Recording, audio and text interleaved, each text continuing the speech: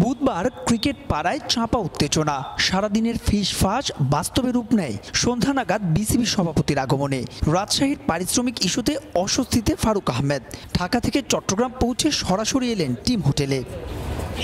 রাত ৮টা নাগাদ আসলেন আরেক পরিচালক আকরাম খান, ছিলেন মঞ্জুরুল হক মঞ্জুও। সমস্যার সমাধানে ম্যারাথন বৈঠক চলে রাজশাহী ম্যানেজমেন্ট আর ক্রিকেটারদের সঙ্গে। অনলাইন জুমে যোগ দেন বাকি পরিচালকরা। বিপিএল এর নিয়ম অনুসারে টুর্নামেন্ট শুরুর আগে 25%, টুর্নামেন্ট চলাকালীন 50 আর শেষের এক মাসের মধ্যে পরিশোধ করতে হবে বাকি অর্থ। কিন্তু মাঝ পথে এসেও রাজশাহী ফ্র্যাঞ্চাইজি পরিশোধ করেনি লোকাল ক্রিকেটারদের কোনো অর্থ। 25% পেয়েছেন বিদেশি ক্রিকেটার ও কোচিং স্টাফরা। বেশ কিছুদিন ধরে এ নিয়ে চলা ক্ষোভ বুধবার রূপ নেয় বিস্ফোরণে। বাতিল করা হয় অনুশীলন। এখানেই শেষ নয়, বৃহস্পতিবারের মধ্যে পাওনা বুঝে না পেলে দেয়া হয় ম্যাচ বর্জনের হুমকিও। বিষয়টি নিয়ে নড়েচড়ে বসে সব পক্ষ।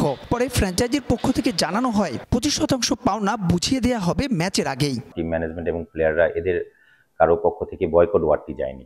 প্লেয়াররা রেস্ট চেয়েছে যে আমাদের ম্যাচ আছে, আমরা খুব টাফ শিডিউলের ভিতর দিয়ে যাচ্ছিলাম, দ্যাটস ওয়াই তারা রেস্ট চেয়েছে, আমরা রেস্ট দিয়েছি। এর সাথে পেমেন্টের কোনো ইস্যু আসলে ছিল না।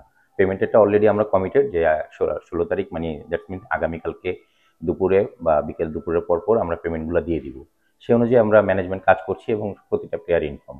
যদিও বোর্ড বলছে ভিন্ন কথা, তাদের দাবি সমস্যার হয়নি পুরোপুরি সমাধান। তবে সভাপতির আশ্বাসে অনুশীলনে ফিরবেন ক্রিকেটাররা। টিম অফিসিয়াল, টিম ওনার এবং প্লেয়ারদের সাথে কথা বলে একটা সুন্দর সমঝোতার মাধ্যমে কালকের মধ্যে একটা ভালো রেজাল্ট আসবে। ক্রিকেটাররা প্রেসিডেন্ট মহোদয় কথা বলেছেন, ক্যাপ্টেন এবং আদার্স কয়েকজনের সাথে। আমার মনে হয় সেটিও ভালো একটা সমাধানের পথ। তারা কালকে মাঠে প্র্যাকটিস হয়ে যাবে। কারো কাছ থেকে কোনো পক্ষ থেকে নেগেটিভ কোনো অ্যাটিটিউড প্রেসিডেন্ট বা আমরা দেখতে পাই। বিপিএল আসে, বিপিএল যায়, কিন্তু পেছন ছাড়ে না বিতর্ক। এবার তা পেল ভিন্ন মাত্রা। তাই তো প্রশ্ন এসেই যায়, কবে হবে বোধোদয়, কিংবা এর শেষই বা কোথায়?